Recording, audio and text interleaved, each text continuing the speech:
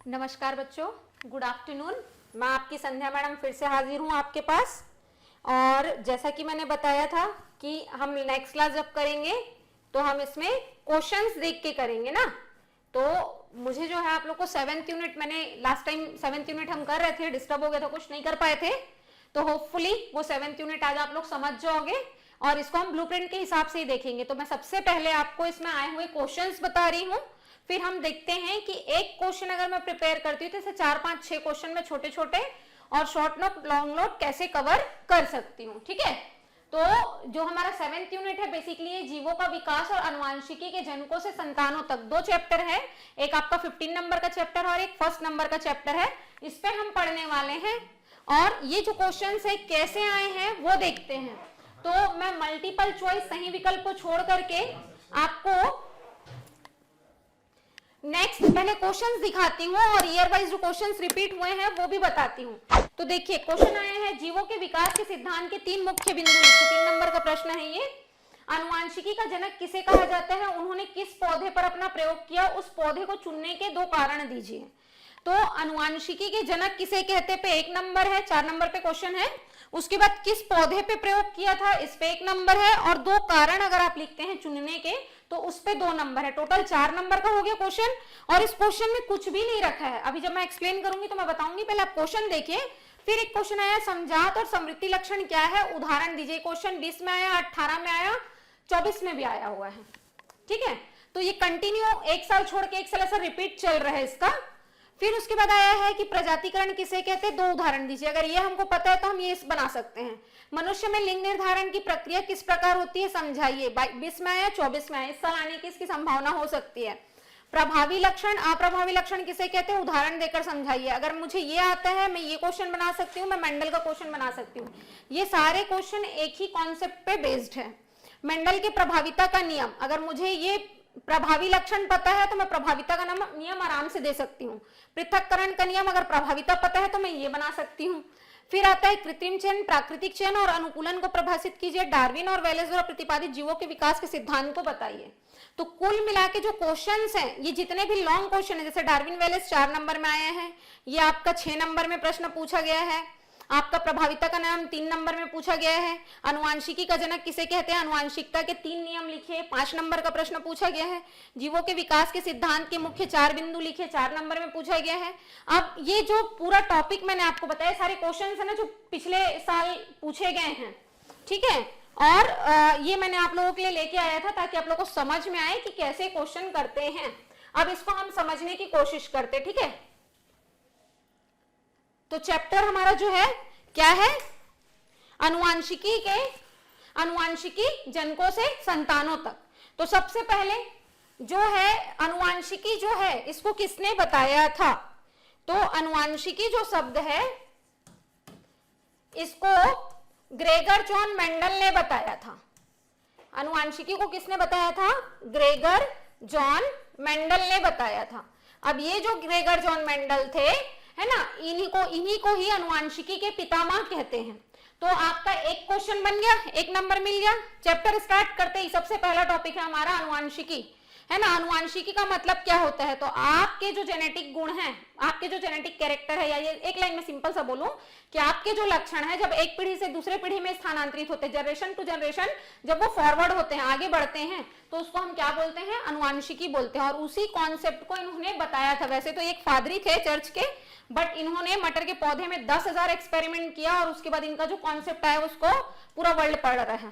ठीक है, तो इन्होंने रिसर्च किस पे किया, काम किस पे किया, प्रयोग किस पे किया, पूछा था मटर के पौधे पे किया था। किस पे किया था, मटर के पौधे पे। 1 नंबर मेरा और बन गया। कोई बड़ा भारी मैं क्वेश्चन नहीं लिख रही हूँ। और यही सेम चीज खाली स्थान, मल्टीपल चॉइस और मैच द कॉलम में भी पूछता है ना, और ये मेरा प्रश्न उत्तर में भी पूछा है। उसके बाद इसमें एक चीज और याद रखना कि इन्होंने मटर के पौधे में जब किया तो इसको क्यों सेलेक्ट किया था, क्योंकि इसमें 7 कैरेक्टर थे जो अपोजिट कैरेक्टर थे, कंट्रास्ट कैरेक्टर बोलते हैं या फिर विपरीत लक्षण बोलते हैं।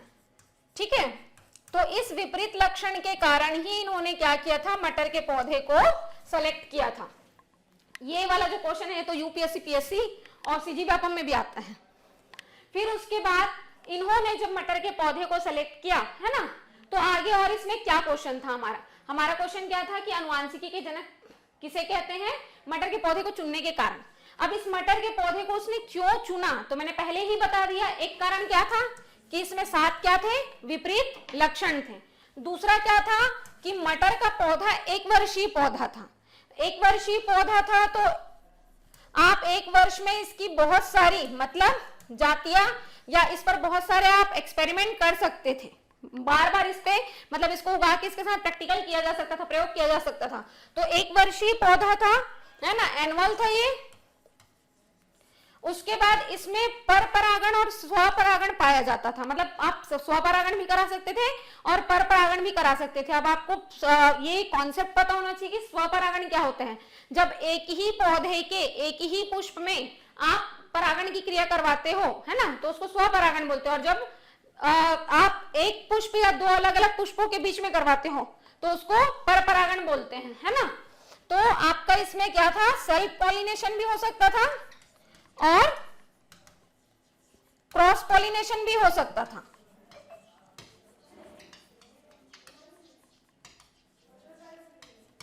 तो ये एक रीजन था इसको सेलेक्ट करने का। फिर क्या रीजन था? तो ये जो मटर का पौधा था ये यूनिसेक्सुअल था और बाइसेक्सुअल दोनों बिहेवियर करता था। अगर इसके स्टेमेन को निकाल दिया जाए, मतलब पुमंग को निकाल दिया जाए, तो ये जो है यूनिसेक्सुअल बिहेव करता था, एक लिंगी व्यवहार करता था। लेकिन अगर इसका स्टेमेन इसके साथ में है तो ये द्विलिंगी व्यवहार करता था। तो ये कैसा था?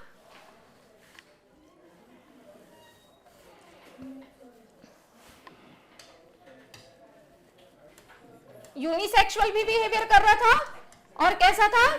बाइसेक्सुअल भी था। ठीक है ना। यूनिसेक्सुअल कब था? जब इसके स्टेमेन को निकाल दिया जाए, है ना।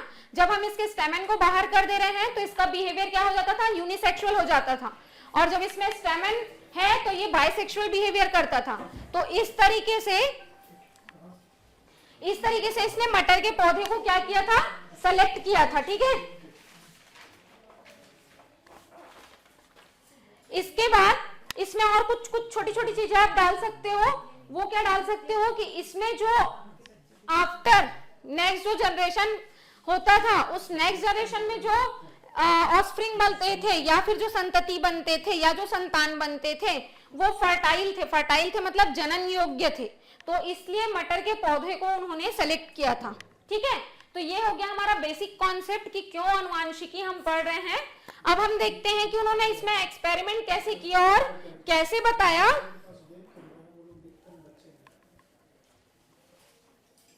कैसे बताया कि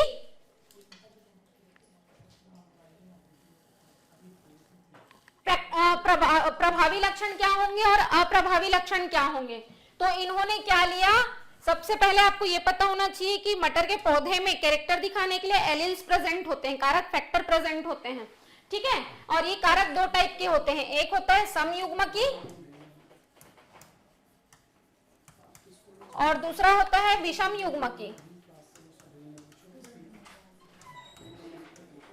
अब ये जो समयुग्मकी है इसका मतलब सेम समान समान एक जैसा दिखने वाला लक्षण या एलील। विषम युग्मकी मतलब जो एक जैसा नहीं है तो उसको हम बोलते हैं विषम युग्मकी। तो ये 2 शब्द आप याद रखिएगा, है ना। युग्मक मतलब गैमेट, गैमेट में उपस्थित एलील को हम क्या बोलते हैं? समयुग्मकी बोलते हैं। और अब इसी के आधार पर उन्होंने अपना एक्सपेरिमेंट किया। तो उन्होंने क्या किया था?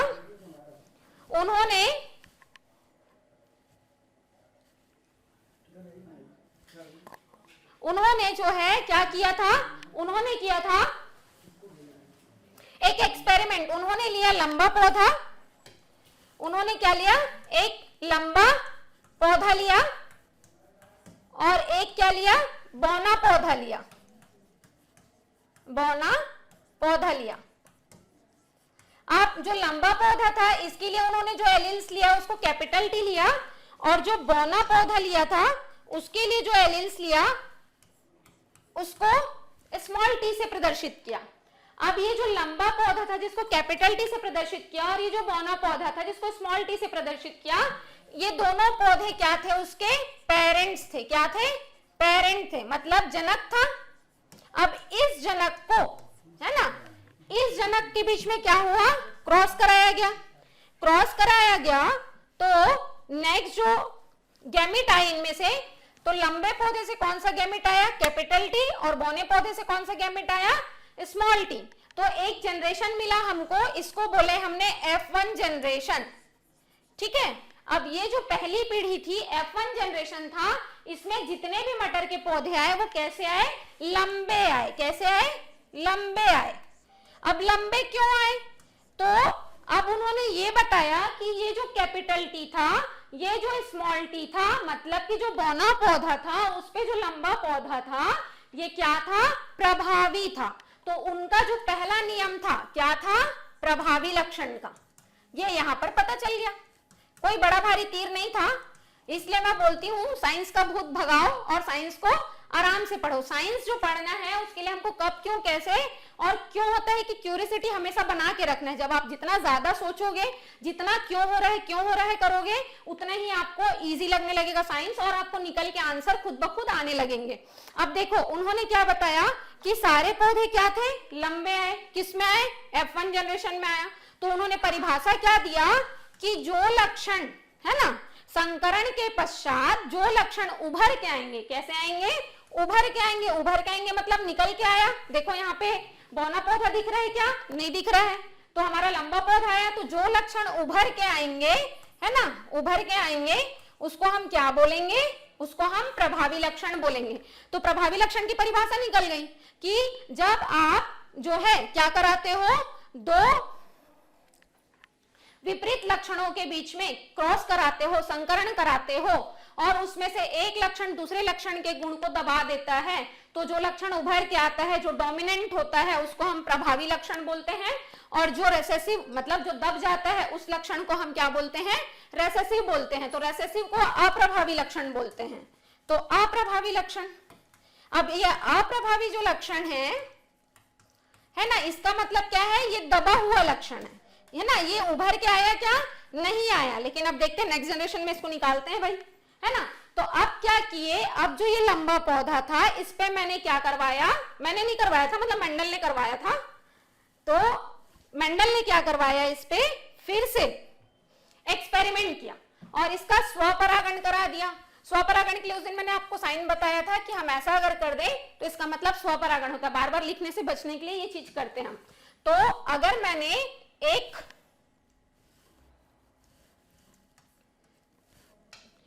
कैपिटल टी और एक स्मॉल टी हेटेरोजाइगस कंडीशन में है, अभी मैंने बताया था विषम युग्मकी क्या होता है, ये विषम युग्मकी है। तो एक विषम युग्मकी का दूसरे विषम युग्मकी के साथ में मैंने क्या करा दिया है, क्रॉस करा दिया है।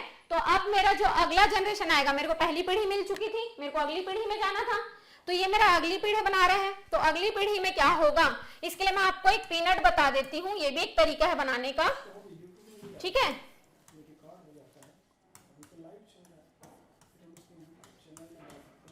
तो ये देखो, ये टी और ये टी, मैथ्स का ही कमाल है ये टी और ये टी। तो हमेशा कैपिटल पहले लिखते हैं ना इसमें, ये टी और ये स्मॉल टी और ये स्मॉल टी और ये स्मॉल टी। अब इसमें देखो ये कैसा है,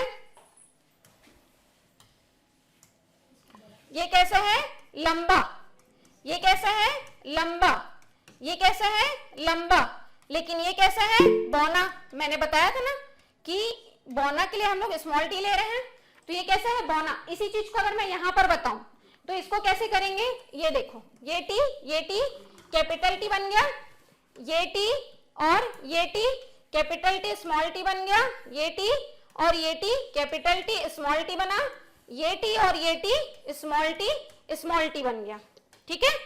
अब ये कैसा है, लंबा, ये भी लंबा है और ये भी लंबा पौधा है मटर का, लेकिन ये कैसा है, बौना है, ठीक है। अब ये तीन लंबे हैं, मतलब मैं इसका फिनोटाइप बता सकती हूँ, है ना। तो फिनोटाइप क्या है इसका, 3:1, ये एक ही है बौना। तो यहां पर हमको अब क्या पता चल गया, फिनोटाइप कैरेक्टर और जीनोटाइप कैरेक्टर। तो फिनोटाइप कैरेक्टर का मतलब ये होता है जो लक्षण उभर के दिखे, है ना, जो लक्षण दिख रहा है उसको हम क्या बोलते हैं, फिनोटाइप कैरेक्टर बोलते हैं। तो देखो लंबा लंबा लंबा पौधा आया है ना, 3 लंबे पौधे हैं, तो इसको हमने फिनोटाइप कैरेक्टर के रेशियो में लिया है। तो इसका रेशियो क्या आ गया मेरा, 3:1 का रेशियो आ गया है, इसको बोलते हैं फिनोटाइप कैरेक्टर। ये पेपर में 2 नंबर में क्वेश्चन आता है। फिनोटाइप जीनोटाइप क्या है, दोनों को पूछेगा तो 4 नंबर में आएगा, एक को पूछेगा तो 2 नंबर में आएगा। आप देखिए इसमें मैं जीनोटाइप कैरेक्टर निकाल के दिखा रही हूं। तो आपका ये जो कैपिटल टी है, ये जो कैपिटल टी है ये क्या है, एक है। कैपिटल टी स्मॉल टी ये 2 है, और ये स्मॉल टी कितना है, 1 है। तो मेरा जीनोटाइप कैरेक्टर क्या पता चला मेरे को, जीनोटाइप कैरेक्टर मेरे को पता चल गया कि 1:2:1 के रेशियो में है। कुछ करना पड़ा क्या, नहीं। कुछ बहुत सारा पढ़े क्या बुक में, नहीं। मैंने छोटे से कॉन्सेप्ट में आपको कितने सारे टॉपिक बता दिया। आपको प्रभावी लक्षण की परिभाषा सिखा दिया, अप्रभावी लक्षण की परिभाषा सिखा दिया, फिनोटाइप कैरेक्टर बता दिया, मेंडल ने एक्सपेरिमेंट कैसे किया था ये बता दिया, जीनोटाइप क्या है ये बता दिया। जीनोटाइप के मतलब जीन्स। अगर ये 3 पौधों को मैं बाहर से देखूं, जैसे मुझे देखो, मैं दिख रही हूं, मैं एक लड़की हूं, मेरे जैसे यहाँ पे 4 लड़कियां मैं खड़े कर दूं तो आप क्या बोलोगे, हम सब लड़की हैं। क्यों, हमारे बाल लंबे दिख रहे हैं, हम साड़ी पहने हैं, चूड़ी पहने हैं, बिंदी लगाए हैं, कुछ भी आप हमारा एक्सटर्नल फीचर देख के बताओगे। लेकिन यहीं पर मैं एक लड़का खड़े कर दूं मेरे साथ, तो आप तुरंत बोलोगे नहीं ये तो लड़का है और मैं लड़की हूं। तो हमारे जो दिखने वाले लक्षण है, फिनोटाइपिक लक्षण है, उससे हमको आइडेंटिफाई किया जा सकता है ना। तो वैसे ही यहाँ पे लंबा पौधा तो दिख गया, तो हमने 3 निकाल लिया कि 3 लंबे पौधे, 1 बौना पौधा है, तो इसको हमने फिनोटाइप कैरेक्टर बोला। लेकिन हमको अगर इसके जीन लेवल पे चेक करना है तो हम क्या देख रहे हैं, इसके एलील्स को देख रहे हैं। एलील्स सबके अलग अलग हैं और उसी के आधार पे हमने जीनोटाइप बताया 1:2:1 के रेशियो में। ठीक है, तो ये जीन को डिनोट करता है। तो यहाँ पर हमारा जीनोटाइप, फिनोटाइप, प्रभावी अप्रभावी की परिभाषा हो गई, क्यों सेलेक्ट किया वो हो गया, कैसे F1 पीढ़ी आता है और कैसे F2 पीढ़ी आता है वो पता चल गया। अब यहाँ पर देखिए पृथक्करण का नियम है, पृथक्करण का नियम भी यहीं पर पता चल गया। देखो पहला जो आपने संकरण कराया था है ना, उसमें जो दब्बू कैरेक्टर था, अप्रभावी लक्षण था, वो उभर के नहीं आया था। लेकिन जब हमने F2 जनरेशन में सेल्फ परागण स्वपरागण कराया तो हमको क्या दिखाई दिया कि हमारा जो अप्रभावी लक्षण था वो दिखा है, उसके कैरेक्टर दिखे हैं, है ना, उस एलील के लक्षण हमको दिखाई दे रहे हैं। तो यहाँ पर इसने अपने आप को क्या किया, अलग किया कि नहीं किया, तो ये चीज हमको दिखाई देता है। तो इस तरीके से सबके कैरेक्टर जो है आप पृथक कर सकते हो पृथक्करण का नियम के लिए। ठीक है, इसके बाद आता है आपका नेक्स्ट, इसी में एक टॉपिक है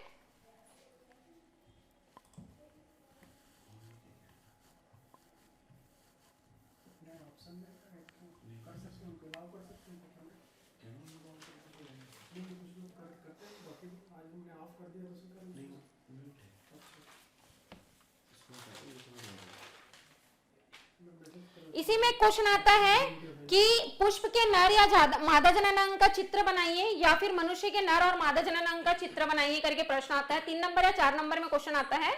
या फिर आता है अंतर लिखिए, लैंगिक प्रजनन और अलैंगिक प्रजनन में अंतर बताइए। तो हम देखते हैं सेक्सुअल रिप्रोडक्शन और एसेक्सुअल रिप्रोडक्शन में अंतर। एकदम इजी मेथड में मैं आपको बताऊंगी, जल्दी समझ में आ जाएगा, फिर उसी से हम सेक्स डिटर्मिनेशन देखेंगे। ठीक है, तो पहला आता है हमारा सेक्सुअल रिप्रोडक्शन,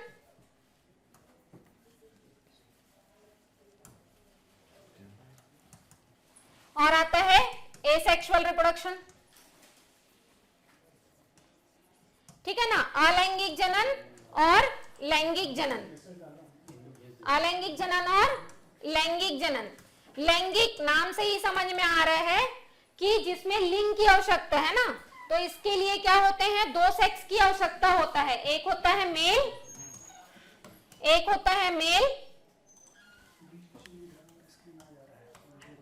और दूसरा फीमेल। ठीक है, दूसरा, अच्छा इसके लिए मेल और फीमेल की आवश्यकता होती है। इसके लिए ऐसा कुछ नहीं है, या तो मेल हो जाए या फीमेल हो जाए, कोई भी हो जाए चलेगा, कोई एक ही की आवश्यकता होती है, ओनली 1। ठीक है ना, फिर उसके बाद इसमें जो है गैमेट का फॉर्मेशन होता है, युग्मक बनते हैं, है ना। इसमें जो है आपका गैमेट की आवश्यकता नहीं है, तो इसमें गैमेट का फॉर्मेशन नहीं होता है।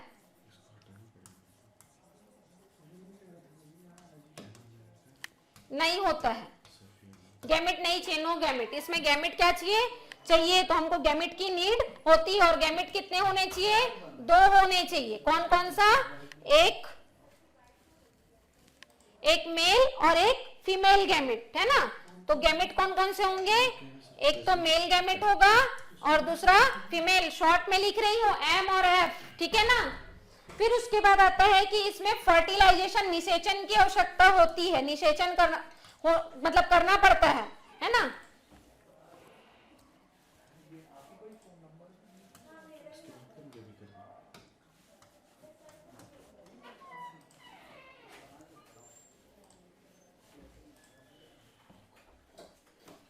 इसमें जो है निषेचन की आवश्यकता पड़ती है, ठीक है। फर्टिलाइजेशन होना चाहिए, फर्टिलाइजेशन होना चाहिए। फर्टिलाइजेशन प्रेजेंट है तभी हो पाएगा, इसमें ऐसी कोई आवश्यकता नहीं है। तो इसमें हम सीधा एब्सेंट लिख सकते हैं। मैंने शॉर्ट ट्रिक बताया था लास्ट टाइम कि शॉर्ट में ऐसा लिखा जा सकता है। फिर उसके बाद आता है कि इसमें गति जो है, कौन सी गति? पेरेंट से ऑफस्प्रिंग में जाने की जो गति है वो कैसा होता है? स्लो होता है। क्योंकि चूंकि ये क्या है, आपका सेक्सुअल रिप्रोडक्शन है, तो आपके खुद के डेवलपमेंट की जरूरत पड़ेगी। आप बड़े होगे, शादी करोगे, उसके बाद ही तो बच्चा पैदा करोगे। तो प्रोसेस जो है धीरे धीरे स्टेप बाय स्टेप चलता है। तो इसकी गति जो है कैसी है? स्लो है ना। स्लो मोशन में चलता है, पेरेंट टू ऑफस्प्रिंग। फिर उसके बाद ये जो है ये फास्ट है। फास्ट क्यों है? क्योंकि ना इसमें मेल की मतलब कोई एक ही गैमेट से, मतलब कोई एक ही, चाहे मेल हो चाहे फीमेल हो, है ना, उसी से आप जो है आगे फर्दर जो है जनरेशन टू जनरेशन बच्चे पैदा करवा सकते हैं, है ना। तो इसलिए इसमें जो है इस फास्ट प्रक्रिया है, ये फास्ट प्रोसेस में चलने वाला प्रोसेस है ये। फिर उसके बाद चूंकि इसमें गैमेट का निर्माण होता है, गैमेट फॉर्मेशन होता है, तो इसलिए चूंकि इसमें क्या होता है? गैमेट फॉर्मेशन होता है, इसलिए सेक्सुअल रिप्रोडक्शन में जो है आपका मियोसिस डिवीजन होता है, ठीक है। कौन सा डिवीजन होता है? मियोसिस, अर्धसूत्री विभाजन। आप लोग को पता होगा अर्धसूत्री विभाजन क्या है, 9वीं कक्षा में पढ़े हैं कि जब एक सेल जो है 2 डॉटर सेल बनाता है, फिर ये 2 daughter cell further 4 daughter cell बनाते हैं, तो इसको क्या बोलते हैं? अर्धसूत्री विभाजन, जिसमें गुणसूत्रों की संख्या, है ना, डॉटर सेल में क्या हो जाती है? आधी हो जाती है। ये डिवीजन 2 बार होता है, पहला मियोसिस दूसरा मियोसिस करके 9वीं में पढ़ा होगा आप लोगों ने। तो इसको अर्धसूत्री विभाजन बोलते हैं, जिसमें क्रोमोसोम का नंबर मदर सेल से डॉटर सेल में क्या हो जाता है? आधा हो जाता है। तो मियोसिस डिवीजन होता है इसमें। और मियोसिस डिवीजन में चूंकि गैमेट बनते हैं, है ना, फीमेल में मेल में गैमेट्स बनते हैं, तो इसमें जो क्रोमोसोम नंबर है वो क्या रहेगा? हाफ रहेगा, ठीक है। फिर उसके बाद जो आपका एसेक्सुअल रिप्रोडक्शन है, इसमें माइटोसिस डिवीजन होता है। कौन सा डिवीजन होता है? माइटोसिस, समसूत्री विभाजन, ठीक है ना। तो माइटोसिस डिवीजन होता है, समसूत्री विभाजन होता है। और इसमें एक डॉटर सेल से, इसमें जो है एक डॉटर सेल से कितने सेल बनेंगे? 2 डॉटर सेल, सॉरी, एक मदर सेल से 2 डॉटर सेल बनते हैं। एक मदर सेल से 2 डॉटर सेल बनते हैं और दोनों में गुणसूत्रों का नंबर क्या होता है? समान होता है, इसलिए समसूत्री विभाजन बोलते हैं, ठीक है ना। तो समसूत्री विभाजन जो है एसेक्सुअल रिप्रोडक्शन में होता है और अर्धसूत्री विभाजन क्या बोलते हैं? लैंगिक रिप्रोडक्शन में होता है, मतलब सेक्सुअल रिप्रोडक्शन में होता है। फिर उसके बाद इसमें आता है कि इसमें विकास की संभावना ज्यादा है। विकास की संभावना ज्यादा क्यों है? तो एकदम सिंपल सा एग्जांपल, आपके पास एक घोड़ा है ना, आपके पास एक घोड़ा है जो बहुत हष्ट पुष्ट है, और आपके पास एक ऐसी घोड़ी है जो ज्यादा हष्ट पुष्ट नहीं है।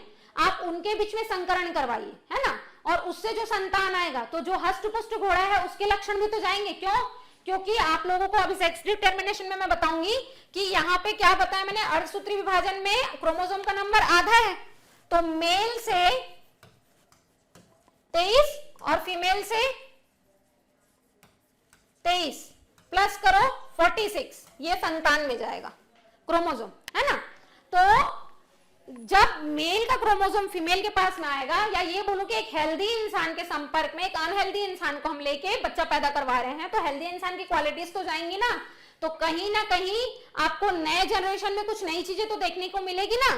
तो इसी को बोलते हैं, इसीलिए जो सेक्सुअल रिप्रोडक्शन है इसमें विकास की संभावना क्या होती है, बहुत ज्यादा होती है, या ये बोल सकते हैं कि विकास की संभावना इसमें होती है। ठीक है, तो इसमें विकास की संभावना क्या है, पॉसिबल है। और यही चीज एसेक्सुअल रिप्रोडक्शन में नहीं होता या कम होता है। ठीक है, तो इस तरीके से आपका एसेक्सुअल और सेक्सुअल रिप्रोडक्शन में अंतर पूछता है। 5 नंबर में क्वेश्चन आता है, 4 नंबर में, तो आप एकदम सरल वे में छोटा छोटा ऐसे लिख सकते हो, बहुत सारा लिखने की जरूरत नहीं है। आपको अगर उत्तर याद नहीं होता तो मैंने जैसे शॉर्ट ट्रिक में छोटा सा बना दिया है ना, ऐसे ही आप बना के इसको कर सकते हैं। ठीक है, अब इसी में हम देखते हैं सेक्स डिटर्मिनेशन। मेंडल के अनुवांशिकी के जनक वाला क्वेश्चन में है सेक्स डिटर्मिनेशन क्या है। तो आपको सबको पता होगा कि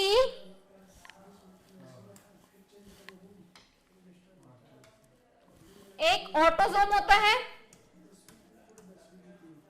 और एक सेक्स क्रोमोसोम होता है, सेक्स क्रोमोसोम होता है।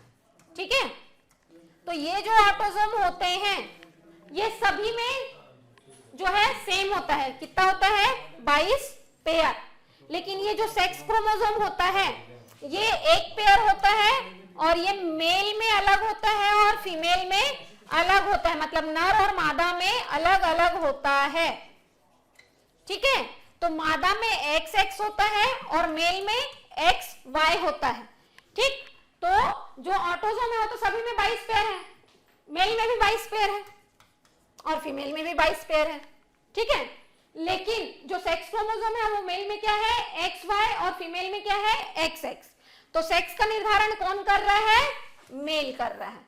अगर कोई लेडीज प्रेग्नेंट है और उसके गर्भ में बच्चा लड़का है या लड़की है, इसका निर्धारण किसने किया पूछा जाए तो किसने किया, मेल ने किया। क्यों, क्योंकि फीमेल पे तो XX ही है, तो वो तो कर ही नहीं सकती। तो सेक्स क्रोमोसोम बेसिकली जो है कौन है, वाई क्रोमोसोम है। कौन है, वाई क्रोमोसोम। ये निर्धारण करता है लिंग का, है ना। तो अब आपके में क्वेश्चन आता है कि जो है लिंग निर्धारण की प्रक्रिया को समझाइए। तो सबसे पहले आपको यही बताना पड़ेगा कि मनुष्य में जो है कितने जोड़ी क्रोमोसोम पाए जाते हैं, 23 जोड़ी क्रोमोसोम पाए जाते हैं। कितने जोड़ी पाए जाते हैं, 23 जोड़ी क्रोमोसोम पाए जाते हैं, जिसमें से 22 जोड़ी जो है वो क्या होता है, ऑटोसोम होता है, और एक जोड़ी जो है वो क्या है, सेक्स क्रोमोसोम है।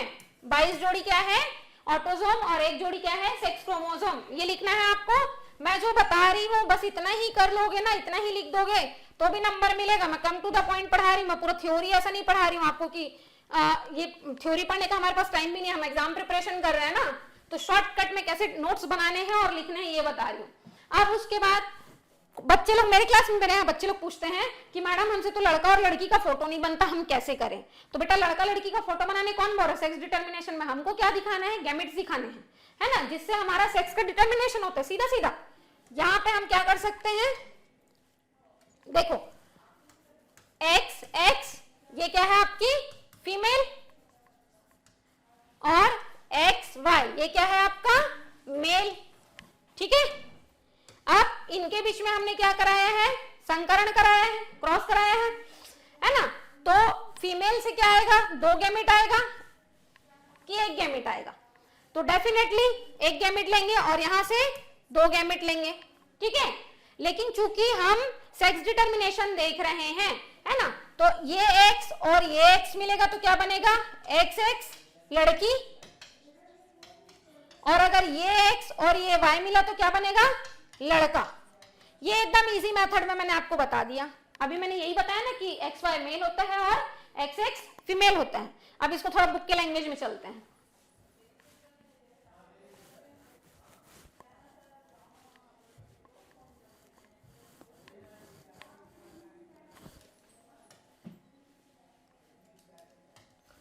तो हम क्या लिखेंगे, XX XY, यहां पे लिखेंगे लड़की या फीमेल लिख दो, यहाँ पे लड़का या मेल लिख दो,